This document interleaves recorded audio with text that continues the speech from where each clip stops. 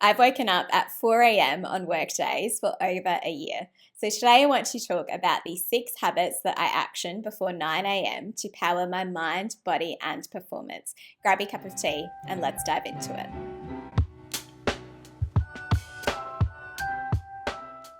It was around my mid 20s where I realized that I didn't need to have my entire day be centered around work. I could actually design my day so that I was getting the most out of it while still working full time as well. And ever since then, I have been completely fascinated with learning about morning routines, researching morning routines, reading books on it, following creators who talk about this as well, and learning the morning routines of CEOs or elite athletes, for example, understanding how they spend those precious hours in the morning. For example, Kobe Bryant was known to wake up at 4 a.m., sometimes even earlier at 3:30 a.m. And he would train as early as he could, especially in his peak training years and his peak performance. So for many years, since as early as my 20s, I was waking up at 5 a.m. And I absolutely loved my 5 a.m. morning routine. And it was something that people would often ask me about. But in the last year, I felt like I wanted to push myself just that little bit further, and that there was a lot more that I wanted to get done in the morning. And I know I wanted to give myself just a little bit more space in my day to do all of those things that I know set up my day for success before much of the rest of the world wakes up. In the book, The 5 a.m. Club, Robin Sharma says, "Take excellent care of the front end of your day, and the rest of your day will pretty much take care of itself. Own your morning, elevate your life." Now, speaking of the 5 a.m. club, this brings me to my habit number 1, and that is prayer. In the 5 a.m. club, Robert Sharma really highlights the importance of that first hour of your morning. And he has his first hour grounded in this 20-20-20 formula, where he says to have 20 minutes to move, that is some sort of intense exercise, 20 minutes to reflect, so this could be prayer, journaling, meditation, for example, and 20 minutes to grow. So this is where you might be reading, you might be listening to a podcast, or listening to an audiobook. Now, I don't follow the 20-20-20 formula exactly as Sharma has it, but I do actually break down my first hour in these 20-minute increments, which I will talk through as I progress through these habits. And the reason that I start with prayer is, number 1, it relates back to my values and growing up in a really faith-filled household, and growing up with this being one of the first things that we were taught to do when we woke up in the morning. And this is something that I've really come back to in my adult years, because it means not just jumping out of bed straight away.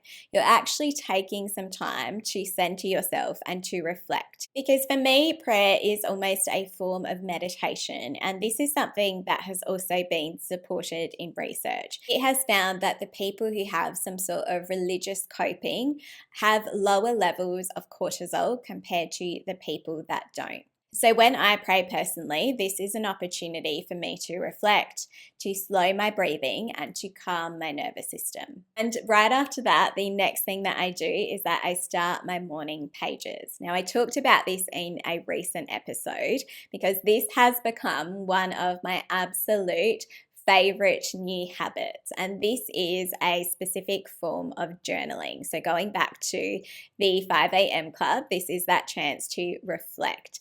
But what I really loved about the concept of morning pages was that it gave me a way to see my journaling in this way that I have never been able to do before. So it was a practice that I have done throughout the years, but I always struggled to make it consistent.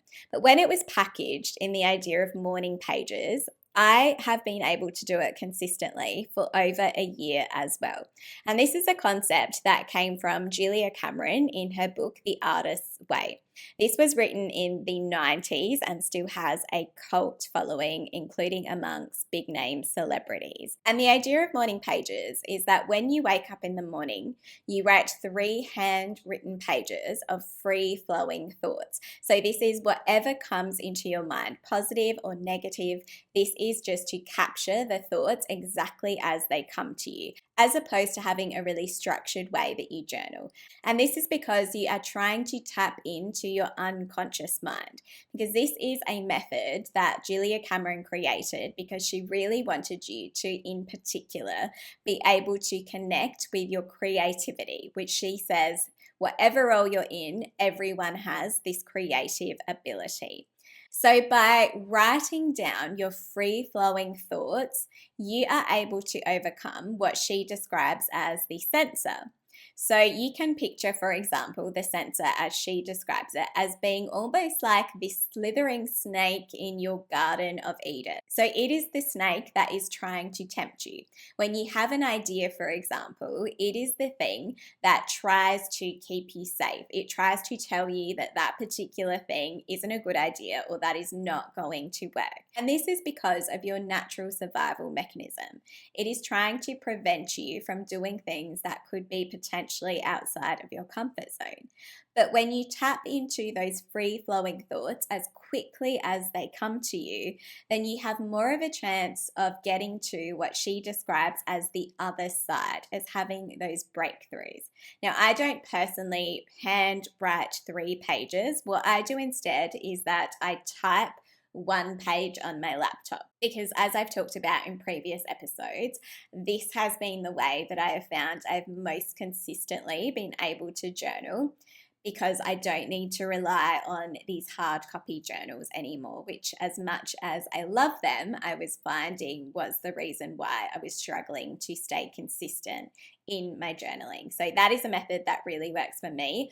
But if you prefer the handwritten pages, I know a lot of people do. I do think that that is a really nice way to also put pen to paper and connect with your thoughts. And the science also supports the power of journaling.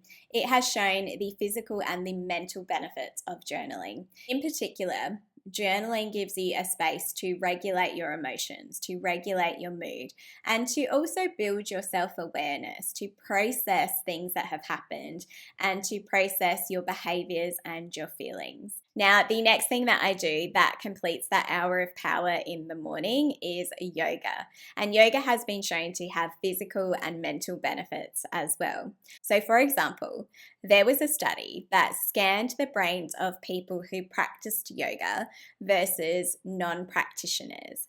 And it found that the people who practiced yoga had a thicker cerebral cortex and hippocampus, so the areas that are related to your memory, your learning, and your information processing, than the people who were non-practitioners of yoga. So not only does yoga help your body, but it can also help your mind as well. And it's also been said to also improve your mood, which is a great way to set up your day for success. Now, the next habit that I have had for so many years now, which I've talked about on this channel before, is reading. This is one of my most consistent daily habits, probably before I did maybe all of the others. I was reading consistently every day. So I'm very passionate about what reading every day can do for your mind and for your performance as well. And I personally allow for in my schedule roughly around 60 to 90 minutes. So I do try and give this a bigger block than what the 5 a.m. club suggests, because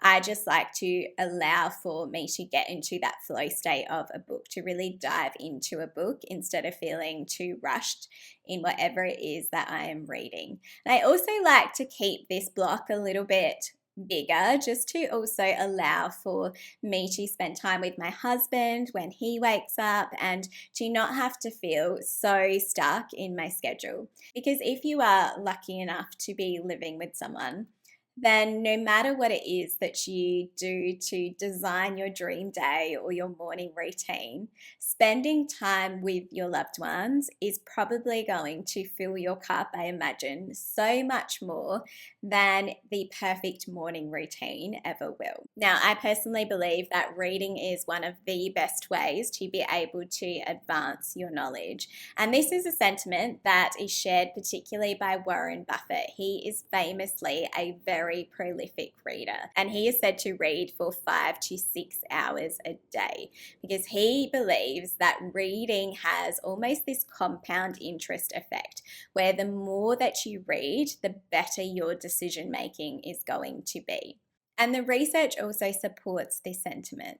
There has been research that has compared the knowledge of TV watchers to readers, and it showed that readers had increased knowledge and they had better judgment, better analytical skills, and better problem solving skills. And because of the vocabulary that is also used in books or, say, magazines compared to what is used on TV, it also means that you can boost your vocabulary and improve your communication skills as well. Now, as much as I personally love non-fiction books, if you prefer fiction books, there are some really impressive benefits related to this as well. For example, the research has shown that reading fiction books create neural pathways that relate to the characters that you are reading about.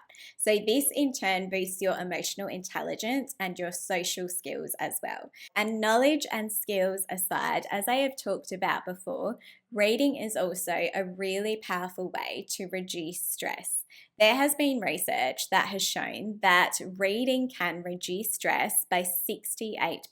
So it outperforms even listening to music and having a relaxing cup of tea. And one of the best parts is it takes just 6 minutes to be able to see results. Now, my number 5 habit that I make time for every morning is creative work. This idea of creative work and the value of high value downtime is something that really stood out to me when I read Cal Newport's book, Digital Minimalism, where he talks about trying to convert what would normally be low value downtime into high value downtime. Keeping in mind that this is something that, for example, our ancestors more likely practiced in a natural way. So, for example, they might have crafts or hobbies that they would engage in outside of the times that they were working. So, for me, for example, I like to make sure that I have blocks in my morning that are dedicated to creative work. So, for example, having my blog, my YouTube channel, and my podcast. And being a morning person, this works for me because I know that I am tapping in to the time that I am at my peak performance, which is something to keep in mind in general because research has shown that not everyone can or should be a morning person and that we all have a different ideal time of operating. So for some people that is in the morning, they are larks, for example, and for other people that might be in the evening or in the night, the people that are owls, for example. So when I talk about a morning routine, particularly in the last few years in particular, I am much more conscious and aware that this is something that works for me but doesn't necessarily suit everyone, nor should it be something that should be forced if you don't find yourself to be naturally a morning person. And the last thing that I make time for every morning is walking. Walking for me, in the way that I've designed it into my routine, particularly recently, has become almost sort of this built-in reward.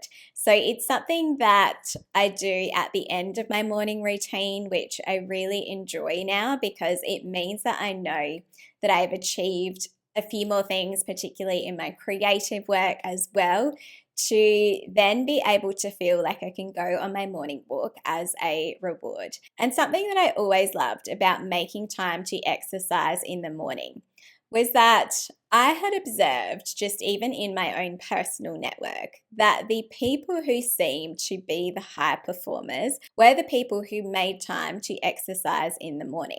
And there was actually some research that supported this as well. There was a study that was done in 2017, which studied 5,000 top executives And it showed that 80% of those executives were making time to exercise in the morning. So, as much as you think that some of these executives are purely only working and spending time with their loved ones, they are actually prioritizing their body in the mornings as well. Now, walking, as I've talked about on this channel before, is something that has been a really important habit for some of the greatest minds throughout history. So for example, this was a absolute favorite go-to habit for Steve Jobs, for Albert Einstein, for Mark Twain, for example, who all made time to walk.